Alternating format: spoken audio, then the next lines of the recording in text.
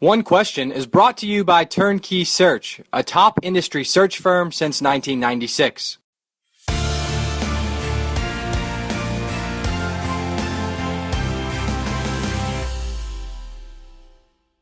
What's the ceiling, in your estimation, for Montana State within the Big Sky and also within the FCS and national picture?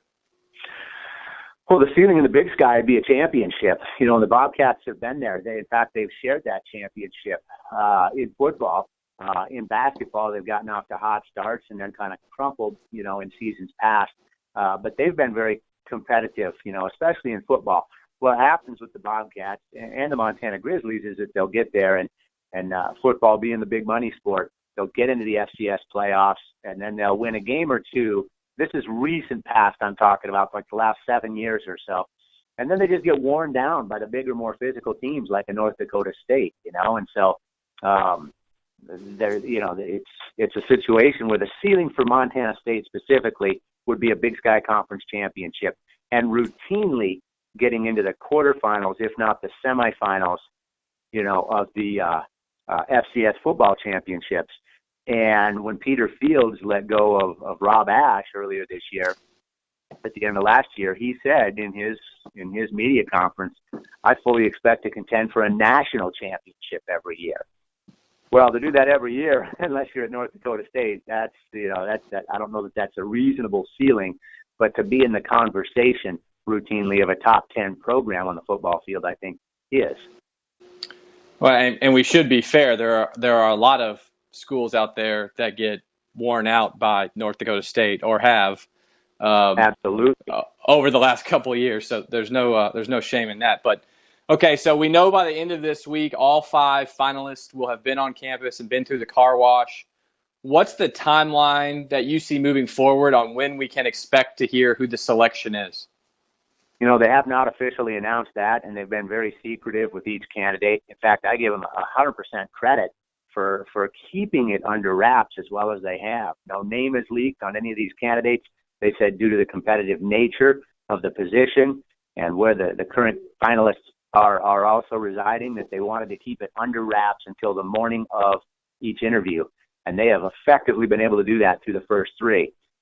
So we still don't know who the next 2 are as of the recording of this interview. But I would think within the next 2 weeks following Friday that they'd like to have somebody hired. Peter Fields is in his position until June 30th. He's agreed to stay on board. I know when they released him, when they said that they wouldn't renew his contract back on Feb 2nd. So it's my understanding that he'll be in-house there until mid-June. They may name a candidate, a finalist, you know, within the next couple of weeks, but then that person may have obviously ample time to get onto campus and get situated. I want to ask how frustrating it can be as a media member who's been on this beat for quite a while when you can't get access to information like who these candidates are. When you're told by the university, hey, we're not releasing these names, and you're going, can it really be that high profile, or can it really be that sensitive? What's your kind of vibe on how you deal with that situation? That's a great question, you know, and obviously we like to have access to it. It's a public university, you know, and so they're using public taxpayer dollars. And so the public is certainly wanting to be informed as to who the finalists are. Personally, I mean, I think it's easier to just say, hey, these are our 5 finalists. We'll be interviewing them on these days in the coming week. You guys are welcome to come to the public meet and greet. Then everything's on the table, and you don't have guys and women trying to jump the gun and try to fight for the big game of well, we want the scoop on who this finalist is. But again, they've done a tremendous job of keeping it under wraps. And as long as it's released to the media at about the same time, then it's not a giant issue always. But the funny thing here is that Montana State hasn't sent any notices out to the media. Like typically each day they'll say, hey, this is our finalist. We had other schools and stuff like that. They haven't done that. They've sent stuff out to their boosters or their quarterback club members or their staff. But I haven't received a single note from Montana State saying, hey, this is today's finalist. You know, so we've had to dig ourselves for that. And it is frustrating. Given the secrecy of the finalists in general, in terms of the process you just described, do you expect that the selection of the new AD can be scooped at all? Or are we going to be waiting until the morning of the announcement and somebody pops their head out from behind the curtain? Well, as well as they've done, at keeping it under wraps, I'd say that we probably have to wait until the morning.